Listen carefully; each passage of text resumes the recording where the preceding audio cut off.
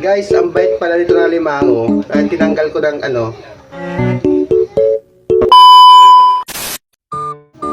This video, bumili pala ako ng alimango para sa ulam naming tanghalian.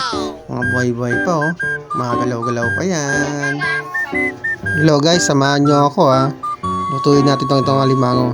Bago sa lahat, linisan muna natin to para masarap. Wow naman! Wow! Wow!